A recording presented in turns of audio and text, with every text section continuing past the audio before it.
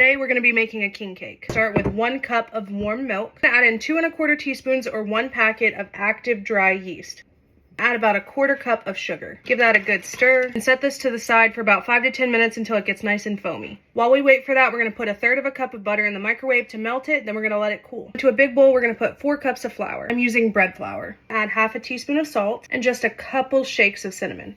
I think I need a bigger bowl. Our yeast mixture has a nice layer of foam on top. So into this, we're going to add 2 room temperature eggs and our melted butter and a little bit of orange zest. Probably about a teaspoon. Pour it right into our flour.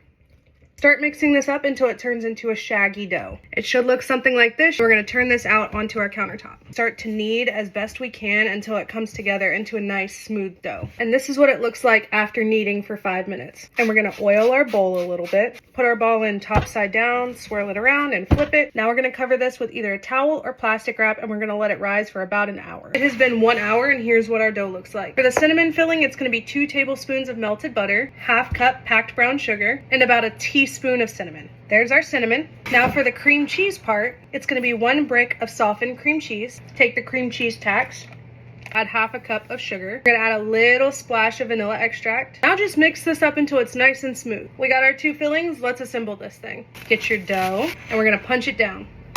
We're just going to plop it out. We're just going to roll it into a big rectangle and you want the long side to be closest to you. This is what it looks like. So spread this as evenly as you can over the whole thing.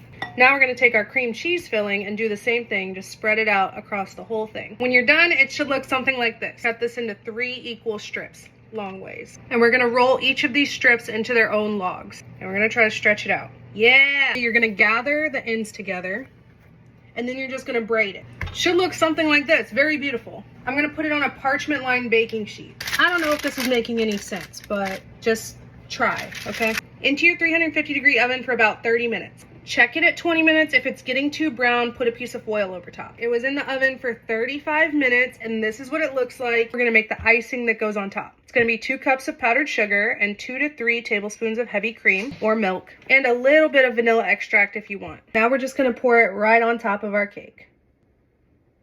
You can't buy just 1 baby, and I didn't need 100 of them, so I got this little Labubu out of my kid's toy box, and we're gonna put that in the cake. Now we're just gonna go in with some purple, gold, and green sprinkles, make this look like a traditional king cake. And here it is, the completed king cake.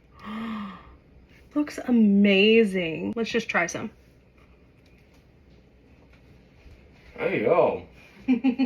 That's good. Well, there you go. That's how you make king cake. You're welcome.